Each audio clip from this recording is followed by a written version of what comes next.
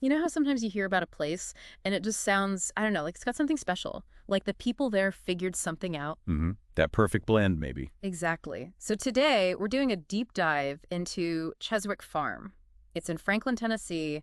We've got a bunch of materials here, articles, some reports. Right. And the goal here, for everyone listening, isn't just to look at nice pictures of houses. Right. We want to get under the hood. Yeah, figure out the real DNA of the neighborhood. What's the actual vibe like? What about the local culture? And the amenities, Mm-hmm. the stuff that really makes a difference day to day. Plus, we'll dig into the recent real estate numbers, see what they tell us. Okay, let's jump in. First impressions. When you look at the info, what's the initial picture of Cheswick Farm? Well, the words that keep popping up are things like warm, uh, sophisticated, but also a really strong sense of community. It feels like it goes beyond just manicured lawns. Right, there's this sense that people actually connect there. Exactly. And the descriptions, they do paint a nice picture, don't they? Tree-lined streets, you see that mentioned a lot. Uh-huh, and cul-de-sacs. Quieter, maybe more neighborly? Yeah, that's often the feel. Yeah. Plus spacious lots, which people definitely value. But it's balanced because they also talk about sidewalks and walking paths throughout. So you have your space, but it's also set up for getting out, seeing people. Precisely. It encourages that interaction. And the architecture plays into it too. How so? Well, they mention a mix classic colonials, some more contemporary styles that have been updated. Yeah.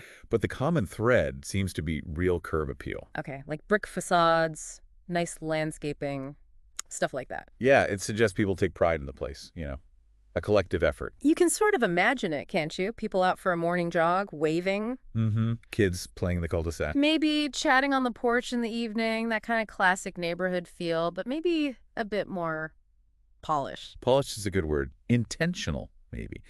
Now, the location seems really important too. Right. Where exactly is it situated? It's described as being tucked off Liberty Pike.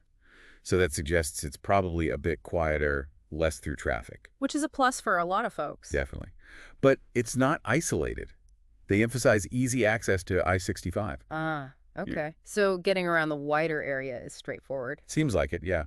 Big advantage for commuting or just exploring. And the convenience factor. Yeah. It sounds pretty significant. What's nearby? Well, it's only 2.8 miles from Cool Springs. Oh, wow.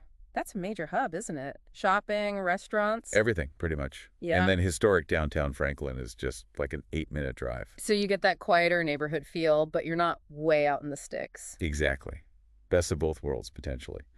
And something else really stood out location-wise. What's that? There's a dedicated walking path that connects Cheswicke Farm directly to McEwen Northside. Get out. Seriously. Yeah, think about that. Walk into Whole Foods or a Shake Shack or little boutique shops. Without getting in the car. Oh. Okay, that's a huge lifestyle perk. It really is. It speaks volumes about the planning, focusing on walkability. And for families, I imagine schools are a big factor. Always. And the sources consistently mention the Williamson County Schools. It's zoned for Liberty, Elementary, Freedom Middle, Centennial High. And those have a strong reputation, right? Yeah. Top rated. That's the description, yeah. So that's a major draw for people with kids or even thinking about resale value down the line. Okay, so summing up the vibe and location, it sounds like this careful balance. Quiet suburban beauty, tree-lined streets, but not sacrificing convenience. Right, you're not cut off from the amenities, the shopping, the buzz if you want it. It's a really interesting blend they seem to have achieved. So let's dig into that community aspect more, the local culture. It's one thing to have nice houses near amenities, but do people actually, connect? Yeah, good question.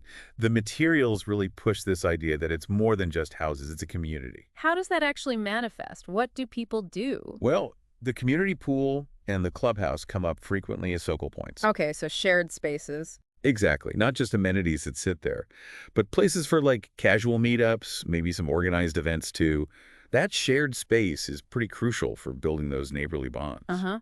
And how does it connect to like the broader Franklin vibe? Because Franklin has its own distinct character, right? It does. And the sources suggest Cheswick Farm taps into that. You get that small town warmth Franklin's known for, but also this modern kind of creative energy that's really blossoming in the area. It doesn't sound like a place stuck in the past. Interesting. And the schools we mentioned, how do they fit into the culture piece? Well, highly rated schools often become community hubs themselves, don't they? True. Like PTA stuff, school events. Exactly. Sports, performances.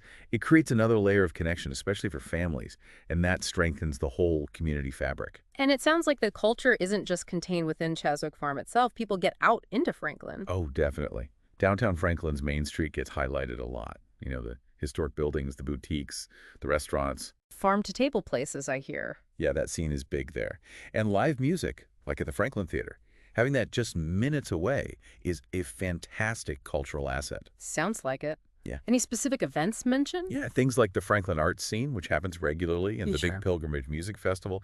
Those kinds of events draw people from all over, but residents here can easily take part, That's vibrancy. for sure. Hmm. And they also mention Harlesdale Farm being nearby. Oh, yeah, the big park. Right. Lots of open space, good for picnics. Sometimes they have festivals there, too.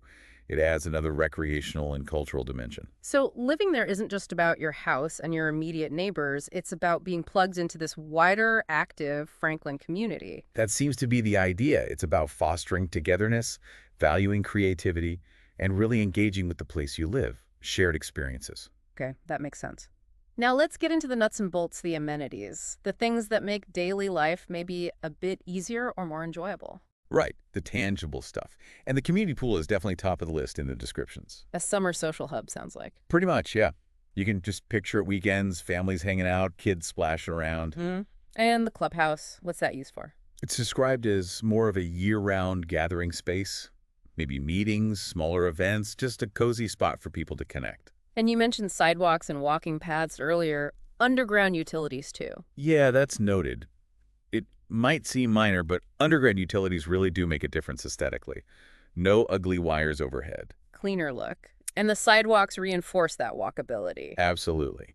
And we have to circle back to that walking path to McEwen Northside. Right, the direct connection. The sheer convenience of walking to grab groceries or dinner that significantly impacts daily life. It's both practical and, well, a nice lifestyle feature. Definitely. What about features within the homes themselves? Anything stand out? Spacious garages get mentioned some, even for 3 or 4 cars. Okay, that's serious garage space. Yeah, a big plus for storage or hobbyists. And fenced backyards seem common, offering that private outdoor space lots of people want. Privacy space for kids or pets. Exactly. And for enjoying the outdoors at home, screen porches and decks are also highlighted. Extends your living space, basically. Nice for Tennessee weather. Yeah. Any mention of recent upgrades people are doing? There is, yeah. Some properties are noted as having things like luxury vinyl plank flooring LVP, which is really popular now, Durable, looks good. and smart home tech. Things like automated blinds, even integrated sound systems like Dolby Atmos. So homes are being kept current. Okay, keeping up with modern tastes. What about HOA fees? Homeowners Association. Yeah, that's covered. The reports mention a range from about $122 quarterly up to $289 semi-annually. And what does that typically cover there? Seems to be the usual grounds maintenance for the common areas, upkeep of the pool and clubhouse, basically maintaining that shared appeal and the amenities. Gotcha. So you put it all together, someone living there could, I don't know, host a barbecue in their backyard, relax on the screen porch, walk over to McEwen for dinner. It does sound like the amenities support a pretty comfortable, convenient lifestyle. It really paints that picture, yeah. Now, should we shift gears and look at the market, see what the numbers say? Let's do it. Real estate activity is always revealing. What time period are we looking at? We've got data for closed sales from January 1st through March 31st of this year, 2025. So a recent snapshot. Okay, Q1 2025. How many sales were there in Cheswicke Farm during that time? Just 3 closed sales in those 3 months. Okay, not a huge volume, but tells us something. What about prices? The range was pretty significant, actually, from $930,000 on the low end up to $1,052,500. Wow, so firmly in the upper end of the market. Definitely. The average sales price landed at $985,833. Okay, and what about the size of these homes? Were they large? Yeah, generally, the square footage went from about 3,383 square feet up to 3,856. So decent size, average. Average was 3,662 square feet. So yeah, generous living space, likely attracting families or people who just want room to spread out. Makes sense. Bedrooms and bathrooms. Much variety there. A bit. The range was from a 3-bed, 2.5-bath setup to a larger 5-bed, 4-bath home. Okay, and the average? Average worked out to 4.3 bedrooms and 3.3 bathrooms across those 3 sales. Again, points towards family-sized homes being common. What about price per square foot? Always an interesting metric. Right. The average came in at $270 per square foot. The range was pretty tight, actually from $253 up to $281. Gives a benchmark for value in the neighborhood at that time. Now, speed of sale, days on market, Dom, what did that look like? That tells you about demand, right? It really does. And the average dom was just 28 days. 28 days. That's pretty quick for homes in that price range. It is, yeah. Indicates strong buyer interest, and one of them sold in only 3 days. 3 days. Wow. Any specific fast sales mentioned? Yeah, they highlighted one at 388 Logan Circle. It went from contract to close in just 27 days total. Very swift transaction. Okay, so things move fast if the house is right. Were buyers paying asking price or above it? Below. Pretty close to asking, on average. The list price versus sales price percentage was 98.91%. So sellers getting nearly their full asking price. Generally, yes. And one actually sold for slightly over list 100.24%. That was the $1,052,500 sale. Listed at $1,050,000. Okay, so a competitive market where buyers are willing to pay up, potentially even bid up. Seems that way. And the time from getting an offer accepted to actually closing. Yeah, contract to close or CTC. The average was 34 days, and the quickest was that 27-day one we mentioned. So closings seem relatively efficient too. The reports also detailed a few specific sales, right? Can we touch on those? Gives a bit more flavor. Sure. There was one they called a stunning remodel. Closed back in January for $930,000. Okay. What were the specs? It was the 3-bed, 2.5 bath one, 3,383 square feet. The key was over $200,000 in upgrades, big kitchen island, spa-like primary bath, new windows. So heavily updated. How did it sell? Sold in 24 days for just under list 97.89%. Shows the demand for those modern move-in ready homes. Makes sense. Then there was one called Cul-de-sac Charm, 409 Dominion Court. Right, that was the larger one. 3,856 square feet, 5 beds, 4 baths. What were its features? It had a screen deck, custom built-ins, nice touches.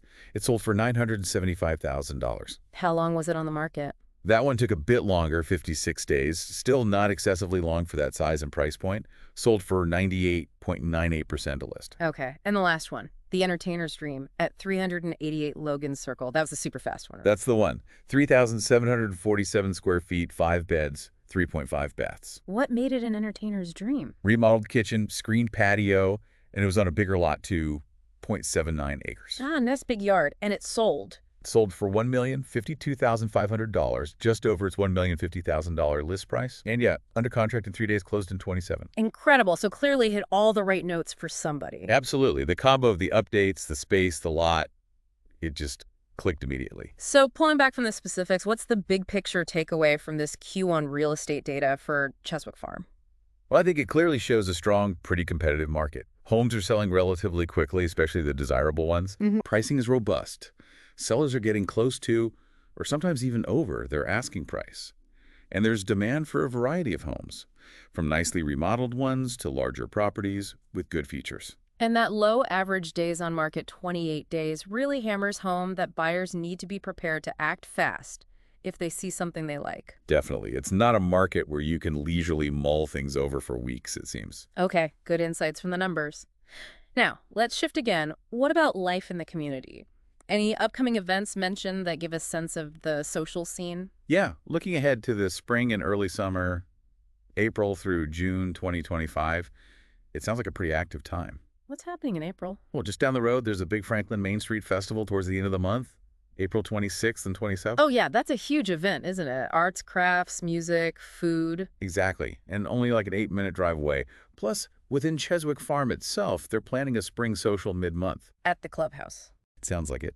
Games, treats, just a casual way for neighbors to get together. Those internal events are so key for community building. Totally agree.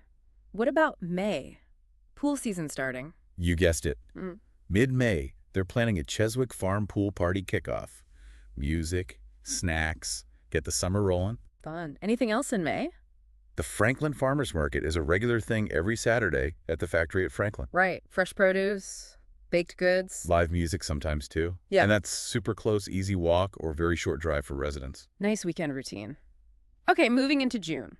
There's a cool sounding event called Wine on the Rails on June 14th. Departs from near downtown Franklin. Wine on a train. Yeah. Scenic train ride, wine tastings. Sounds pretty unique and again, really accessible for people living right there. Definitely different. And within the neighborhood in June. They're planning a Cheswicke Farm summer barbecue late in the month. Probably in one of the green spaces. Classic summer fun. HOA organized. Seems like it. Grilling, lawn games, maybe some music. Just another chance for everyone to hang out and connect. So these events, both the neighborhood ones and the wider Franklin ones, they really seem to back up that idea of a lively community spirit, don't they? They absolutely do. It's not just talk. There are actual opportunities for people to engage, socialize, and enjoy the local culture. Seems like there's always something happening nearby. Okay, so let's try and wrap this all up. We've talked vibe, location, culture, amenities, market data, events. What is it fundamentally that makes Cheswick Farm stand out based on everything we've looked at? I think it really comes down to that blend we identified early on. It seems to successfully combine a certain warmth and elegance with genuine opportunities for connection and a really fulfilling lifestyle. It's not just one thing. The package deal. Kinda, yeah. Yeah. You've got the desirable amenities like the pool, the clubhouse, those crucial walking paths. The direct path to McEwen is huge. Huge. Plus, well-kept, often updated homes. It creates this atmosphere that feels, I don't know, luxurious but still approachable, you know? Yeah, I get that. Not stuffy, but definitely upscale and cared for. Exactly. And then, the real estate data we looked at just confirms its appeal. Quick sales, strong prices, people clearly want to live there. The demand is evident. And then you layer on those engaging events, both inside the neighborhood and in Franklin generally. It paints a picture of a really high quality of life. It's more than just the sum of its parts. It sounds like a place that's managed to cultivate not just nice houses, but a real sense of place, a real community. That's certainly the impression the materials give. A place where, as the outline hinted, maybe dreams can take root. Sounds a bit corny, but you get the idea. No, I do. So maybe a final thought for our listeners as they've heard about Cheswick Farm. Yeah, perhaps think about what you value most in a neighborhood. Is it the walkability, the community events, the specific types of homes, the school ratings? Right. Does what we described in Cheswick Farm align with your own definition of an ideal community? What does home really mean beyond the four walls? And if this deep dive into Franklin and this specific neighborhood has piqued your interest, maybe it encourages further exploration either there or in similar places that offer that compelling mix. Absolutely. Lots to think about. Hopefully this has given everyone some valuable insights today.